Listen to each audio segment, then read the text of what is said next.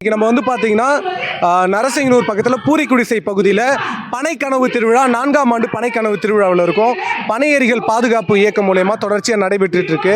So அதில் முக்கியமான விஷயம் என்னென்னா, காலையில் வந்து பனைகளுக்கு வந்து படையிலிட்டு பனை மரத்தை வந்து கடவுளாக வழிபட்டு அது நிகழ்ச்சியை தொடங்கினாங்க.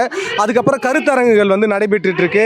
அடுத்தபடியாக தமிழ்நாட்டிலே முதல் முறையாக பனையேறும் வீர விளையாட்டு வந்து பார்த்திங்கன்னா முதல் முறையாக நம்ம இந்த பகுதியில் தான் நடைபெற்றுருக்கு.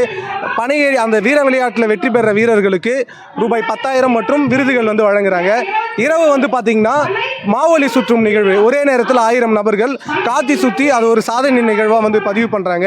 இல்லை முக்கியமான விஷயம் என்னென்னா, பனையேறிகளின் வாழ்வியலையும் பனைமரத்தை பற்றிய புரிதலையும் எல்லாருக்கும் கொண்டு போய் சேர்க்கணுன்ற ஒரு நோக்கத்துக்காக இந்த திருவிழா வந்து தொடர்ச்சியாக நடைபெற்றுருக்கு.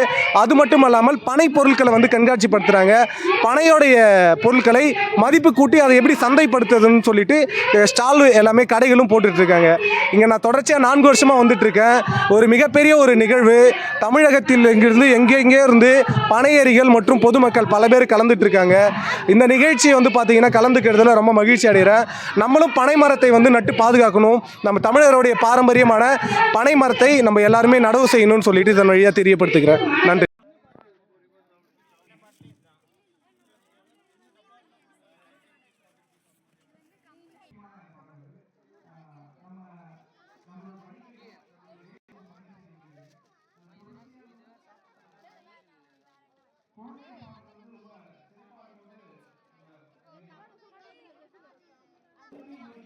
உரிமை பொருள் ஒரு நாள் ஓயாது.